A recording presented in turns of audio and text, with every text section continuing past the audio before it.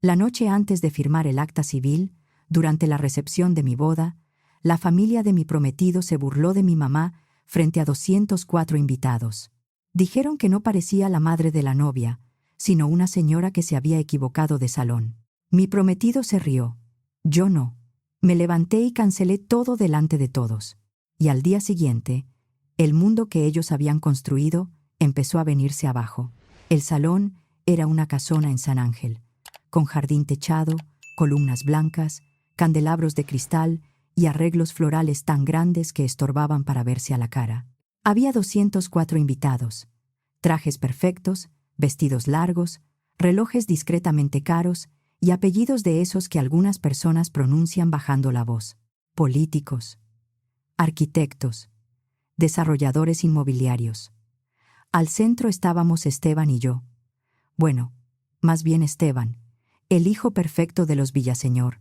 Yo era la adquisición brillante, buena sonrisa, estudios, empresa en crecimiento y un origen lo bastante humilde como para que ellos pudieran contar mi historia sin sentirse culpables. La firma civil estaba programada para el lunes, en privado. Esa noche era la ceremonia simbólica y la recepción enorme que los Villaseñor organizaron primero, porque Germán decía que las formas también importan. Yo estaba sentada con un vaso de agua. Sí, agua. Y esperaba a que terminara, a que empezara o a que algo se rompiera. Mi mamá estaba junto a mí, callada, serena, con un vestido comprado con descuento y ajustado de urgencia por una vecina modista, el cabello perfecto, como siempre. Mi mamá era estilista. Podía hacer un recogido elegante con 3 pasadores, un peine y 5 minutos de silencio. En la mesa de al lado, alguien susurró. ¿Ella misma se peinó? ¡Qué impresionante! Impresionante fue criar sola a una hija durante 25 años, en un departamento pequeño, usando los mismos tenis hasta que la suela se abría. Lo otro era solo cabello. Tomé el programa de la boda y lo abrí sin ganas. Había biografías, menú, lista de vinos y agradecimientos luminosos a las familias. Los papás de Esteban tenían cargos, reconocimientos y una frase enorme sobre su apoyo, su visión y su sabiduría. Mi mamá aparecía así. Pilar Morales, estilista, un corazón enorme, nada más. Ni una línea sobre cómo me crió sola desde que yo tenía 4 años. Ni una palabra sobre sus manos reventadas, la pensión que nunca llegó, los turnos dobles o las veces que me compró materiales para la escuela y ella cenó té con pan. Como si eso alcanzara para resumir una vida. Cerré el programa. Bebí agua. Miré a mi mamá. Ella me regaló esa sonrisa cansada que conocía tan bien. Su sonrisa de, solo hay que aguantar esta noche. Entonces Germán se levantó. Germán Villaseñor, el papá de Esteban. Un hombre de esos cuya sonrisa siempre parece tener costo de entrada. Levantó su copa, se aclaró la garganta y dijo, hoy celebramos mucho más que la unión de 2 jóvenes extraordinarios. Celebramos una historia de éxito, una historia de superación. Hizo una pausa, porque en este país, aunque uno no nazca en cuna de oro, ni con un apellido pesado, sino digamos, con unas tijeras en la mano, también puede llegar lejos. Hubo risas educadas, medidas. De esas risas que no quieren parecer crueles, pero lo son. Vi que el tenedor de mi mamá se movió apenas sobre el plato. Rebeca escondió una sonrisa detrás de su copa. Una tía soltó una risita contra la servilleta. Germán continuó. No todos empiezan desde el mismo lugar. Pero cuando hay carácter, cuando hay ambición, cuando uno quiere más de la vida, se puede llegar a estar aquí, en una boda como esta. Otra pausa. Incluso si en algún momento el trabajo de la familia estuvo más cerca de la estética del barrio que de los grandes salones. Más risas, bajitas, cuidadas, de esas que lastiman más porque nadie quiere hacerse responsable. Yo pensé, acabas de convertir la vida entera de mi mamá en un chiste para gente con copas caras. Él se sentó entre tintineos de cristal. Alguien murmuró. Muy bien dicho. Otro agregó. Por la movilidad social. Apreté el vaso con tanta fuerza que sentí el frío clavarse en los dedos. Luego se levantó Rebeca Salinas de Villaseñor. Rebeca hablaba suave, pero siempre encontraba la forma de lastimar. Adriana es la prueba de que el talento no depende del lugar donde uno nace, dijo, sonriendo apenas. Siempre he admirado a quien logra ganar su lugar, sobre todo cuando nadie le enseñó cómo moverse en ciertos espacios. Sonrió, bebió, esperó.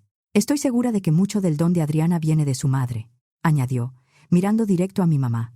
Esa capacidad de ver belleza en lo sencillo, de trabajar con las manos, de mantenerse cerca de la gente común. Ese talento no siempre viene con diplomas. A veces es natural, manos de oro, como dicen. Mi mamá dejó el tenedor sobre el plato, despacio, sin hacer ruido. Yo conocía ese gesto. Significaba, quédate sentada, no rompas nada, no les des el gusto. Me ardía la cara, quería levantarme, gritar, tirar esa mesa con sus flores perfectas y sus copas de cristal, pero me quedé sentada, porque en mi casa nos enseñaron a no hacer escenas, no en público, no aunque te estén partiendo en pedazos con palabras bonitas. Durante el postre, escuché a un primo de Esteban susurrar. ¿Es cierto que la mamá de Adriana ni siquiera estudió para estilista? ¿Que aprendió sola? La otra respondió. ¡Qué fuerte! El jardinero de mi casa también toca piano de oído. Respiré hondo. Eso era pequeño. ¿Cruel? Sí, pero pequeño. Esperaba comentarios así. Había convivido con esa familia lo suficiente para saber que su educación no les quitó lo clasistas. Solo les enseñó a esconderlo mejor. Pero entonces fue peor. Me levanté de la mesa para respirar. Fui hacia el pasillo que daba al jardín, fingiendo que revisaba mi teléfono. Cuando regresaba, pasé cerca de Rebeca. Hablaba con una mujer de collar de perlas, voz baja y mirada afilada. Escuché mi nombre. Adriana se ve espectacular, dijo la mujer. De verdad parece novia de revista. Rebeca soltó una risa suave. La novia, sí. La mamá, no tanto. Te juro que cuando la vi pensé que era acompañante de alguien del servicio. La mujer dijo algo que no entendí. Rebeca respondió, clara como campana. No, no, esa no parece la mamá de la novia. Parece una señora que se equivocó de salón. Y se rieron. No fuerte, no escandaloso. Peor, bajito, con la seguridad de quien cree que jamás va a pagar por lo que dice. Me quedé quieta. Rebeca levantó la mirada y me vio. No se sobresaltó. No se disculpó. Solo tomó un trago. Esteban estaba junto a ella. Y se rió. Luego dijo, «Mamá, cuidado. Alguien podría ofenderse de verdad». Eso fue todo. En ese segundo, recordé una noche en la azotea de su departamento en la Roma. Él llevaba una playera vieja y una lata de refresco entre las manos. Me había dicho, si algún día todo se pone difícil, yo me quedo. Tú y yo contra lo que venga. Entonces me pareció raro, pero dulce. Ahora estaba ahí, en un salón lleno de personas que se burlaban de mi mamá, y el hombre que prometió quedarse estaba riéndose con ellas. Caminé hasta la mesa. «Mamá», dije en voz baja, «nos vamos». Esteban apareció a mi lado casi de inmediato. «Adri». «Espera», susurró. «Solo están bromeando. Ya sabes cómo son. Te quieren». «¿Ese es su estilo?», pregunté. «¿Humillar a mi mamá con una copa en la mano y esperar que todos nos riamos?» «Estás exagerando», dijo. «Es nuestra boda. No la arruines». Lo miré, y por primera vez en toda la noche sentí una calma absoluta. «No la estoy arruinando», dije. «La estoy terminando». Mi mamá intentó detenerme. «Hija, por favor, podemos aguantar. Es solo una noche». «No, mamá», respondí. «Ya no tenemos que aguantar nada». Me giré hacia el salón. El murmullo se apagó hasta volverse un silencio lleno de ojos. Tomé aire. «Gracias por esta noche», dije. «Y gracias por recordarme con tanta claridad en qué tipo de persona nunca quiero convertirme». No dije más. No lloré. No grité. No lancé el ramo. Solo tomé a mi mamá del brazo y nos fuimos. El cuarteto de cuerdas se equivocó de nota. Detrás de nosotras empezaron las voces. «¿Qué está pasando? ¿Habla en serio? Arruinó su propia boda». No fue eso. Yo todavía no lo sabía, pero acababa de salvarme. La cafetería estaba abierta 24 horas. Estaba sobre Insurgentes, por la zona de Narvarte. Antes se llenaba de alumnos con cuadernos abiertos, taxistas tomando café de madrugada y enfermeras saliendo del turno nocturno. Esa noche, ya pasada la medianoche y sin tráfico, llegamos en silencio. Estaba casi vacía. Solo había una mujer con audífonos junto a la ventana y una mesera mayor que nos reconoció, pero fingió que no. Mi mamá se sentó en nuestra mesa de siempre, pegada a la pared. Yo le dejé una manzanilla y me senté con un café negro. Ella me miró por encima de los lentes y dijo: «No tenemos que escondernos, hija». La miré unos segundos. «No nos estamos escondiendo», respondí. Solo volvimos al principio. Ese lugar sabía mucho de nosotras. Ahí hice mis primeros bocetos para la carrera. Ahí mi mamá me secaba el cabello mojado con servilletas cuando me agarraba la lluvia saliendo del metro. Ahí, una vez compartimos una rebanada de pastel, porque entre las dos teníamos 120 pesos y faltaban 3 días para que ella cobrara. No hablamos mucho. El silencio se sentía seguro. Mi mamá nunca fue de hacer drama. Trabajó en 3 lugares al mismo tiempo y jamás lo llamó sacrificio. Para ella era vida. Una estética en una plaza pequeña. Peinados a domicilio. Cortes en cocinas ajenas para clientas que la querían, pero a veces también le regateaban. Mi papá se fue cuando yo tenía 4 años. Casi no lo recuerdo. Una voz gritando, una puerta cerrándose tan fuerte que se cayó un portarretratos. Vivíamos en un departamento de 2 recámaras en el último piso de un edificio viejo en La Portales. Yo hacía la tarea en el piso de la estética, entre una secadora de casco y un carrito lleno de tintes. Mi mamá me llevaba té en un vaso de unicel y siempre decía: «No bajes la cabeza, eso es todo». La vi quedarse dormida de pie con bolsas del súper en las manos. La vi revisar monedas para decidir entre mi material de maqueta y el recibo de luz. Y vi cómo se le iluminaban los ojos cuando yo llegaba con un 10, como si hubiera ganado un premio internacional. La arquitectura llegó por accidente. En la preparatoria, nos llevaron a un recorrido por una zona recién renovada. Habían puesto bancas, jardineras y pasillos nuevos donde antes había puro concreto roto. Una compañera preguntó: «¿Por qué estas bancas están tan mal puestas?». Yo respondí sin pensarlo: «Porque quien diseñó esto no pensó en la gente. Pensó en cumplir requisitos, no en hacer ciudad». Después de decirlo, ya no pude dejar de verlo. Bancas sin sombra, rampas que terminaban en postes, parques cerrados con rejas y camellones bonitos para la foto, inútiles para quienes caminaban ahí. Conseguí una beca. Entré a estudiar arquitectura. Viví años en un cuarto mínimo. Trabajé en la biblioteca. Comí sopas instantáneas hasta cansarme. Lloré en baños públicos y seguí. En segundo año de la carrera, una compañera y yo empezamos un proyecto que luego se convertiría en Raíz Urbana. Con el tiempo ella tomó otro camino, pero el proyecto siguió creciendo conmigo al frente. Al principio era simple: una plataforma para ubicar lotes abandonados, patios deteriorados o espacios públicos olvidados. Los vecinos reportaban y nosotras conectábamos esas solicitudes con diseño, fondos privados, universidades y, cuando se podía, alcaldías. Un patio vecinal en ruinas. Una solicitud comunitaria. Un diseño viable. Un presupuesto transparente. Ejecución. 3 años después, una alcaldía se interesó. Luego llegó un fondo de impacto social. Después, vino el primer contrato grande. Dinero real. No millones caídos del cielo. Trabajo, reuniones, desvelos, errores. Presentaciones donde me miraban como la asistente y no la fundadora. Mi mamá nunca entendió del todo la plataforma, pero un día, después de escucharme hablar por teléfono durante 1 hora con un proveedor, me dijo: «Estás haciendo algo bonito. Eres dura, como tu frente». Y eso significó más para mí que cualquier conferencia. Esteban apareció en un foro de desarrollo urbano. Él representaba a la empresa inmobiliaria de sus papás, Grupo Núcleo Urbano. Yo iba por Raíz Urbana. Chocamos desde el primer panel. Él hablaba de rentabilidad, uso mixto, plusvalía y retorno de inversión. Yo hablaba de colonias, banquetas, seguridad, sombra y espacios donde la gente pudiera sentarse sin pagar por estar ahí. Él propuso una plaza comercial en una zona sin equipamiento.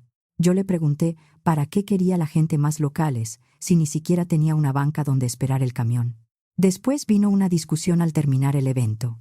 Luego café, luego cena, luego el primer beso. Él me dijo: «Tú tratas la arquitectura como si fuera una forma de cuidar a la gente. Quiero aprender eso de ti». Y yo le creí. Parecía distinto, atento, con los pies en la tierra. Nada que ver con Germán, su papá, que era de esos hombres que mantienen una mano en la bolsa incluso cuando te saludan. Ni con Rebeca, cuyos halagos siempre llegaban con una espina escondida. La primera vez que fuimos a su casa fue casi absurda. Vivían en una residencia de cristal y acero en las lomas, con fuentes, iluminación indirecta y un ventanal impecable. Mi mamá llegó con sus zapatos buenos de oferta, un abrigo que ella misma había ajustado y una caja de jabones artesanales que hacía una clienta suya. Rebeca tomó la caja como si estuviera húmeda. «Ah, qué lindo. Artesanal», dijo. «¿Los hiciste tú?» «No, los hace una señora que conozco. Son muy buenos». «Claro», respondió Rebeca, dejándola sobre una mesa lateral, como si no supiera dónde esconderla.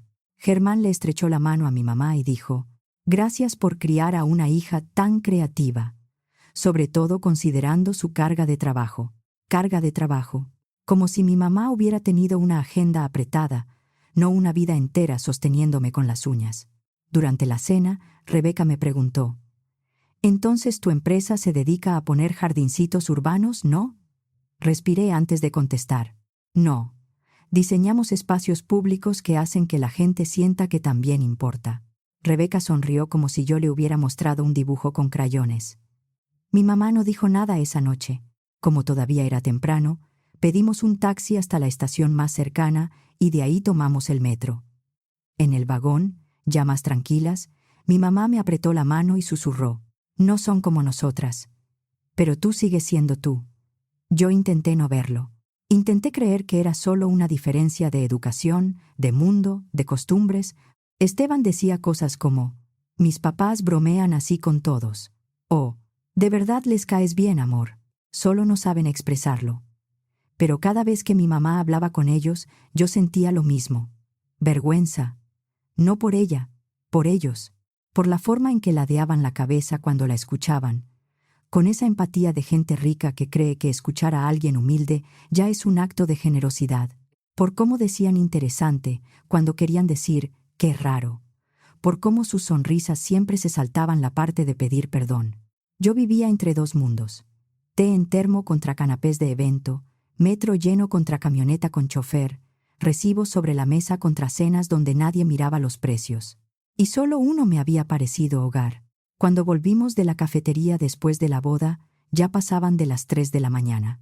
Mi mamá se fue directo a dormir. Yo me quedé sentada en la oscuridad de la sala. Todavía traía el maquillaje de novia, ya seco, ya inútil. Y de pronto entendí algo.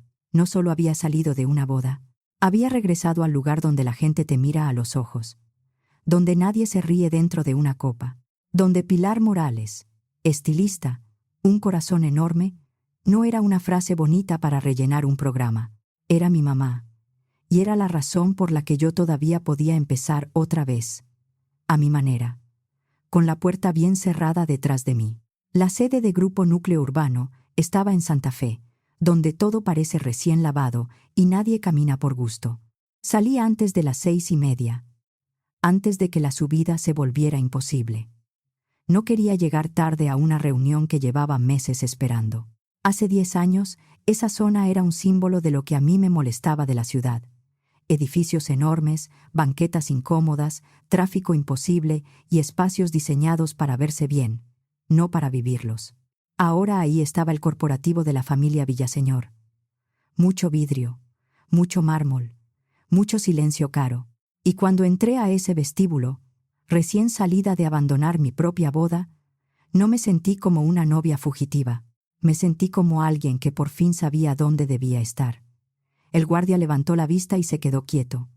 Me conocía como la fundadora de Raíz Urbana. Lo que no sabía era que, desde esa mañana, yo encabezaba el bloque mayoritario de Grupo Núcleo Urbano. La operación no nació esa noche. Venía cerrándose desde hacía 3 meses, desde que entendí que usaban mi nombre en presentaciones, pero me dejaban fuera de las decisiones importantes. Raíz Urbana entró con un fondo de impacto social, 2 socios minoritarios cansados de Germán y una estructura revisada por abogados serios. La boda me quitó la última duda. 5º piso. Ya estaban ahí, Esteban, Rebeca, Germán, algunos miembros del consejo y varios hombres de traje caro que podían ser inversionistas, abogados o las 2 cosas al mismo tiempo. La reunión estaba convocada desde la semana anterior para votar la entrada de nuevos socios. Ellos no sabían quién llegaba con el control. Entré a la sala de juntas como si solo hubiera ido a recoger un saco. Tranquila, la cabeza en alto. Ellos esperaban furia, lágrimas o una disculpa. El mejor escenario para ellos habría sido que yo llegara avergonzada y sin poder. Por desgracia para ellos, no estaba ninguna de esas 2 cosas. Rebeca se levantó primero, como si creyera que yo iba a aparecer llorando y pidiendo perdón. Adriana, dijo con una calidez falsa, «Qué bueno que pudiste venir». «También me da gusto», respondí, aunque no vine a integrarme a nada. Dejé una carpeta sobre la mesa. El golpe seco hizo que varios miraran abajo. Silencio. Ese brillo rápido en los ojos, el que aparece cuando la gente entiende que tal vez el barco no era tan seguro como creía. Antes de empezar, dije, necesitamos actualizar la estructura de votación. Rebeca soltó una risa breve. Esta no es esa clase de reunión. Ahora sí, respondí. Germán entrecerró los ojos. Abrí la carpeta. Desde las 9 de la mañana de hoy, la composición accionaria de Grupo Núcleo Urbano cambió. Mi empresa y sus socios estratégicos controlan el 52% de las acciones con derecho a voto. Nadie habló. Saqué los documentos. Contratos, actas notariales, copias certificadas, firmas, dictámenes y rastros completos. Todo en orden. Germán se inclinó. «¿Qué es esto?» «Resolución de accionistas», dije. «Nueva estructura, nueva votación, nueva política de conflicto de interés. 3 meses de negociación, 4 capas de revisión legal. Todo limpio. Llamen a sus abogados. Se los van a confirmar». Germán se puso de pie de golpe. «Esto es personal. Es por la boda. ¿Alguien dijo algo que no te gustó? Y ahora reaccionas como una niña». Rebeca se llevó una mano a la frente. «¿Cómo pudiste hacernos esto? Te abrimos las puertas.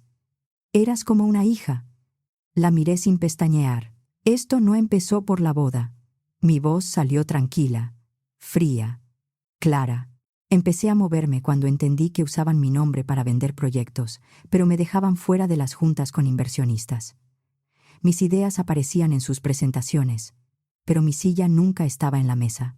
Raíz Urbana les servía para hablar de impacto social, no para reconocer quién había hecho el trabajo.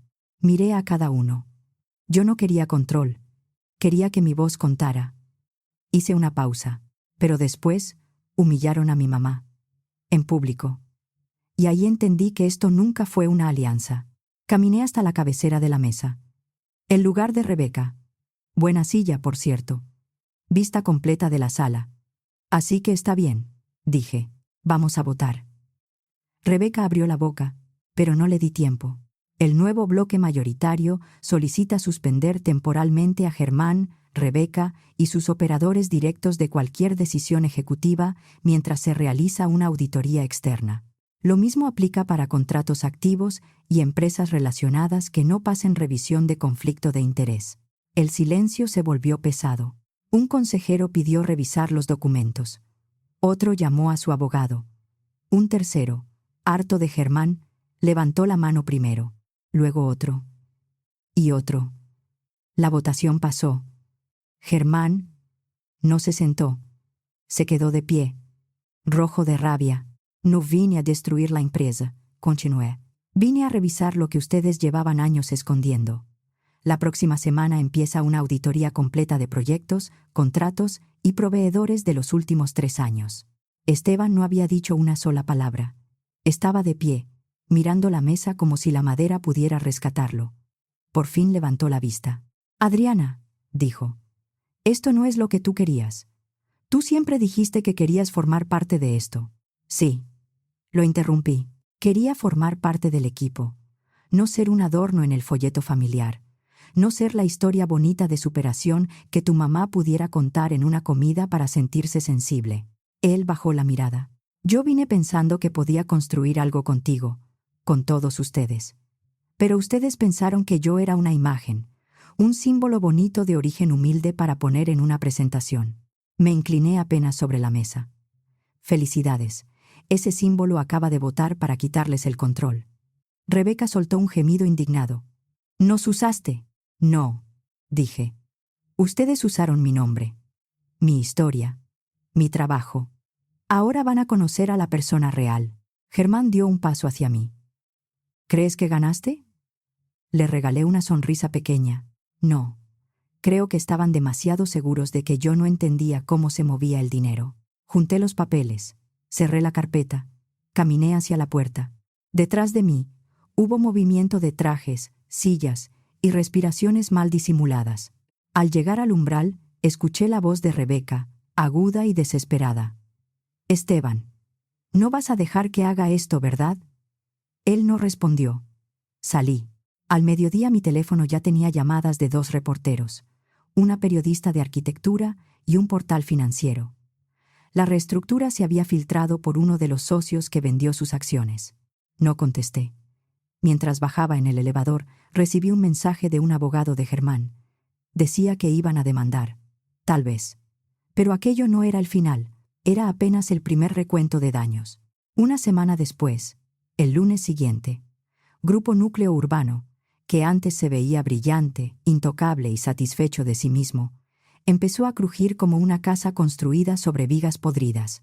Primero fue una nota discreta en un portal de arquitectura. Luego un periódico de la ciudad retomó la historia. Después llegaron los medios financieros. Escándalo en Grupo Núcleo Urbano. Contratos inflados, favoritismo y una familia bajo investigación. El primer informe preliminar encontró que un paquete de contratos ligado a un proyecto que Rebeca presumía como compromiso social estaba inflado por más de 50 millones de pesos. Peor todavía, 2 de los proveedores que habían cobrado cantidades enormes no tenían domicilios verificables, contratos de obra claros ni entregables que coincidieran con los pagos. El gobierno de la ciudad suspendió nuevos procesos de contratación con el grupo, y una persona del área de desarrollo urbano, de forma anónima, le dijo a los medios: se aprobaron demasiados contratos bajo condiciones especiales, sin revisión pública suficiente, sin procesos claros, solo firmas. Eso levantó muchas alertas. Los inversionistas empezaron a salirse. Un fondo importante retiró públicamente su interés. Germán vendió parte de sus acciones restantes por debajo de su valor.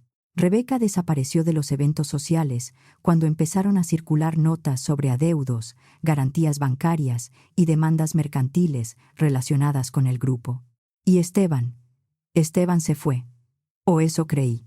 Hasta que 9 días después, yo estaba en mi oficina de Raíz Urbana, terminando una presentación para la jefatura de gobierno, cuando sonó el teléfono de recepción. «Tiene una visita», dijo el guardia.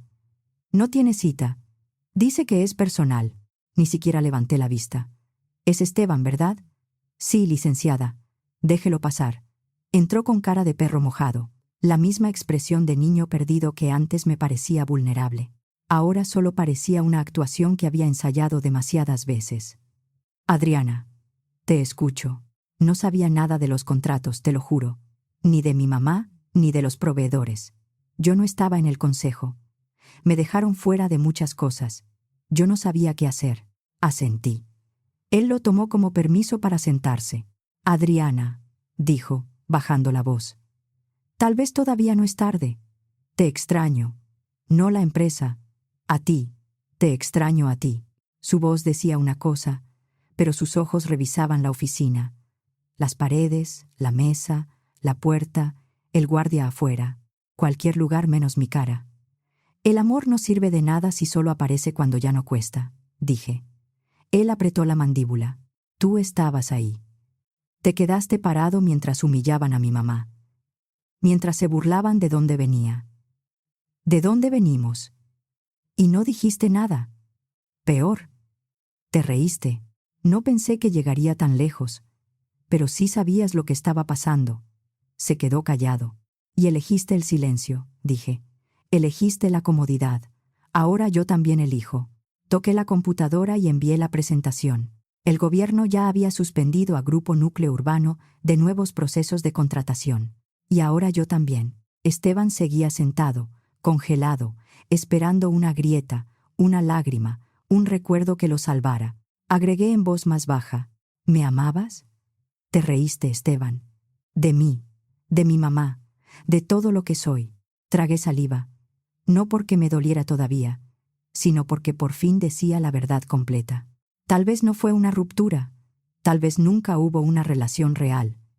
Tal vez yo construí algo en mi cabeza y tú nunca viviste ahí. Él abrió la boca. La cerró. Antes pensaba que te había juzgado mal, dije. Ahora creo que me juzgué mal a mí. Tú no querías una compañera. Querías una pieza bonita para completar la imagen. Todavía te amo, susurró. Negué con la cabeza. No, eso no es amor. Me quedé mirándolo. Adiós, Esteban. Se levantó. Dio un paso atrás, luego otro, y salió al pasillo. No hubo cámaras, no hubo preguntas, solo el sonido de sus zapatos alejándose y la puerta cerrándose despacio. 2 semanas después, Grupo Núcleo Urbano quedó suspendido preventivamente de varios procesos públicos. 2 consejeros renunciaron y viajaron al extranjero mientras sus abogados respondían citatorios. Otros empezaron a deslindarse en entrevistas, como si no hubieran firmado documentos durante años. Yo no inventé sus irregularidades, solo dejé de protegerlos con mi silencio. Meses después, cuando el ruido bajó y las auditorías siguieron su curso, abrimos una fundación de becas para niñas y jóvenes interesadas en arquitectura, urbanismo y diseño de espacios públicos. La llamamos Fundación Pilar, por mi madre. En la primera ceremonia, una funcionaria me entregó una placa por la contribución de raíz urbana a la recuperación de espacios comunitarios. Tomé el micrófono y dije: no crecí con un fondo familiar. No heredé terrenos. No traía un apellido que abriera puertas. Solo tuve una mamá, una secadora de cabello, y una idea muy clara: trabajar duro no es una vergüenza, es una fuerza. Miré a mi mamá en la primera fila. Ella intentaba no llorar. No le salía. Yo no quiero destruir cosas, continué. Quiero construir. Pero a veces, para construir algo de verdad, hay que quitar primero lo que ya estaba podrido. Esa noche, mi mamá y yo volvimos a nuestra mesa de siempre en la cafetería de 24 horas. Ella suspiró mientras movía su té. «Pudiste haberlo dejado pasar», dijo. «No tenías que hacer todo esto». Bebí un poco de café. No estaba vengándome, mamá. Estaba dejando claro algo. Ella me miró. «¿Qué cosa?» Le tomé la mano. «Que ya no tenemos que escondernos». Pilar bajó la vista a nuestras manos. Tenía los dedos marcados de tantos años de tintes, secadoras y tijeras. «Yo no quería que pelearas por mí», dijo. «Pero sí necesitaba ver que no te ibas a abandonar por ellos». Me quedé callada. Porque eso era exactamente lo que había pasado. No solo dejé una boda. Dejé una mesa donde querían que yo sonriera mientras humillaban a la mujer que me sostuvo cuando no había nadie más. A veces todavía pienso en esa noche. La recepción, la salida, la sala de juntas, sus caras, no porque me arrepienta, sino porque me tomó años entender que una familia no siempre se rompe cuando alguien se va. A veces se rompe mucho antes, cuando todos ven una humillación y nadie dice nada. Yo había tolerado comentarios pequeños, porque pensé que amar también era aguantar ciertas incomodidades, pero cuando se rieron de mi mamá, vi claro que estaban marcando una frontera, y yo marqué la mía. Desde entonces, cuando alguien pregunta por qué no firmé el acta civil, contestó lo mismo. Porque antes de firmar cualquier papel, vi la vida que me esperaba, y salí de ahí con mi mamá, con la cabeza alta, con el vestido intacto y con la dignidad completa.